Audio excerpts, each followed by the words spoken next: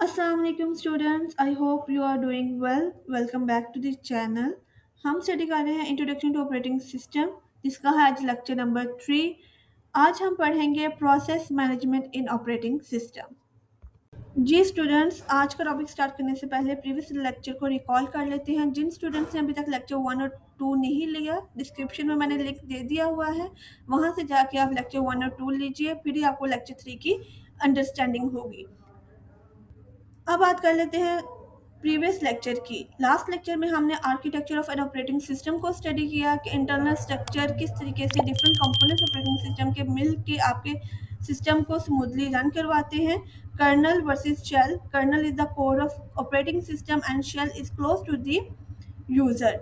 Operating system layers को study किया, middle layer, upper layer, lower layer को। System libraries को स्टडी किया कि it is the collections of readymade functions, device drivers, special programs that connect operating system to the hardware system like printer, graphic cards, keyboard, mouse।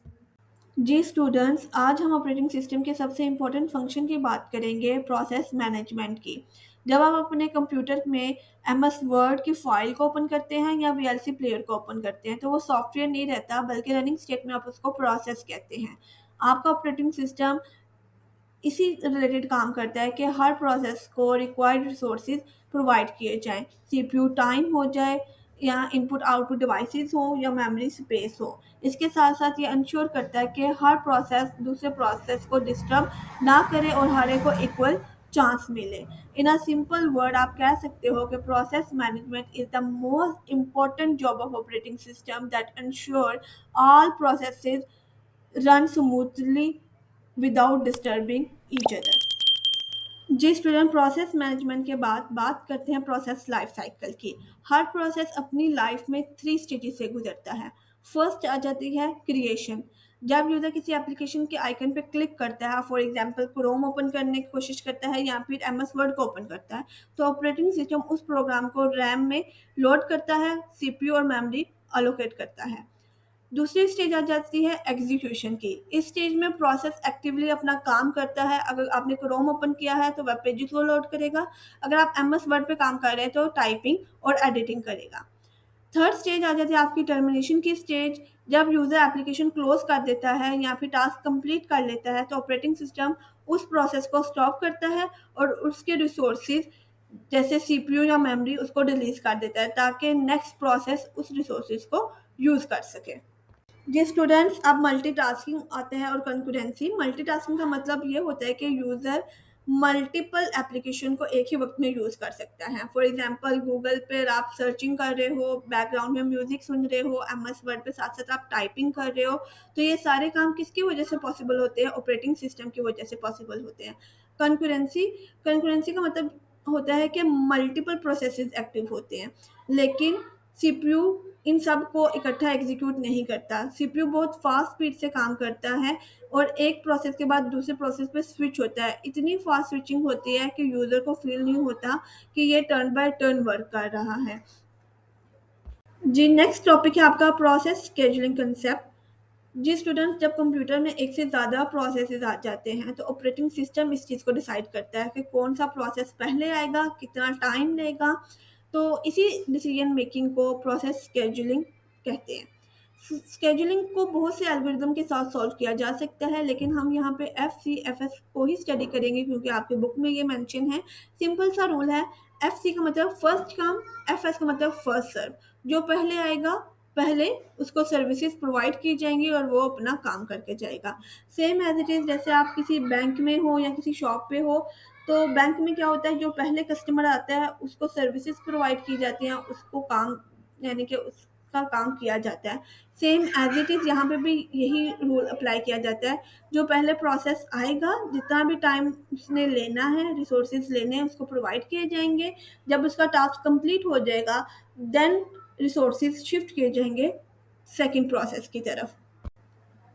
10th class में हम एक ही method को study कर रहे हैं, एफ सी एफ एस, मतलब first come first serve. जो पहले आएगा उसी को सर्विसेज प्रोवाइड की जाएंगे। First arriving process execute first. जो पहला प्रोसेस आएगा उसी को एग्जीक्यूशन का मौका मिलेगा, बाकी जितने भी प्रोसेसेस होंगे वो वेटिंग पे वेट करेंगे। जी, इसको हम एग्ज़ाम्पल के थ्रू स्टडी करेंगे ताकि आपको ईज़िली समझ आ सके कि एफसीएफएस कैसे वर्क करता है। इस एग्ज़ाम्पल में 3 प्रोसेसेस हैं। P1 सबसे पहले 0 सेकंड पर आता है, इसलिए सीपीयू सबसे पहले उसको एग्ज़ीक्यूट करेगा। P2 उसके 1 सेकंड बाद आता है, इसलिए वो वेट में रहेगा। जब P1 अपना काम खत्म कर लेगा, देन P2 की बारी आएगी। P3 भी अभी वेट करेगा क्योंकि एफसीएफएस में सिर्फ अराइवल ऑर्डर मैटर करता है, प्रोसेस का साइज़ या ड्यूरेशन नहीं।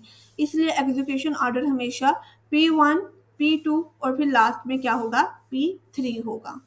स्टूडेंट स्टेप बाय स्टेप देखें तो सबसे पहले P1 प्रोसेस आता है, 0 सेकंड पर स्टार्ट होता है और 5 सेकंड तक कंटिन्यूसली चलता है। इसी दौरान P2 और P3 सिर्फ वेटिंग स्टेट में रहता है। जैसे ही P1 कंप्लीट हो जाएगा, सीपीयू P2 को एग्जीक्यूट करता है जो 5 सेकंड टू 8 सेकंड तक चलेगा, यानी अपना टास्क कंप्लीट करेगा। इसके बाद P3 एग्जीक्यूट होगा और 8 से 10 सेकंड तक अपना काम कंप्लीट करेगा।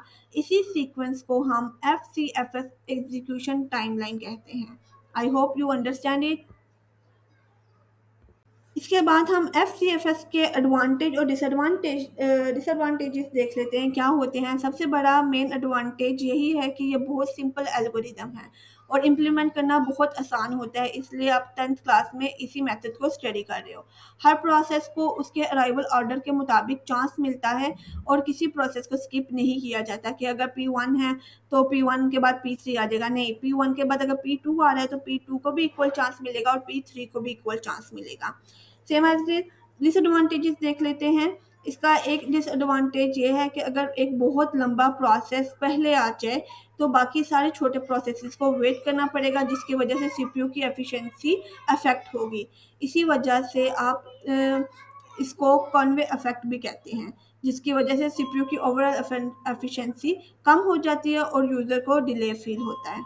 जी स्टूडेंट्स, यहाँ पे आपके टॉपिक एंड हो जाते हैं। आज के टॉपिक में आपने प्रोसेस मैनेजमेंट को स्टडी किया कि किस तरीके से ऑपरेटिंग सिस्टम का इम्पॉर्टेंट फंक्शन वर्क करता है। आपने लाइफ साइकिल को अंडरस्टैंड किया। लाइफ साइकिल के अंदर 3 स्टेजेस आ जाते हैं, कौन कौन सा, क्रिएशन, एग्जीक्यूशन और टर्मिनेशन का। उसके बाद मल्टीटास्किंग और कंकरेंसी को स्टडी किया। मल्टीटास्किंग मतलब कि मल्टीपल एप्लीकेशन को एट अ टाइम आप यूज़ कर सकते हो, और कंकरेंसी का मतलब के देखने में मल्टीपल प्रोसेसेस एक्टिव होते हैं लेकिन वन बाय वन सीपीयू उनको एग्जीक्यूट करता है।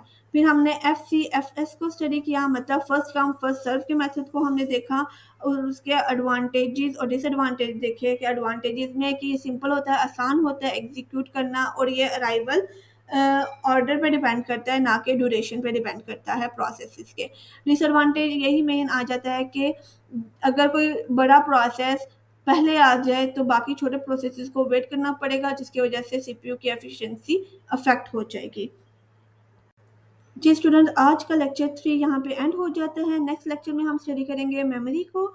जिन स्टूडेंट्स ने अभी तक लेक्चर 1 और 2 नहीं देखा वो काइंडली जाके देखें, डिस्क्रिप्शन में मैंने लिंक दे दिया हुआ है ताकि आज के लेक्चर की आपको ज़्यादा अच्छे से समझ आ सके। तब तक के लिए अल्लाह हाफिज़। Do not forget to like, comment and subscribe. Subscribe my channel and click on bell icon. Don't forget to like, comment and share.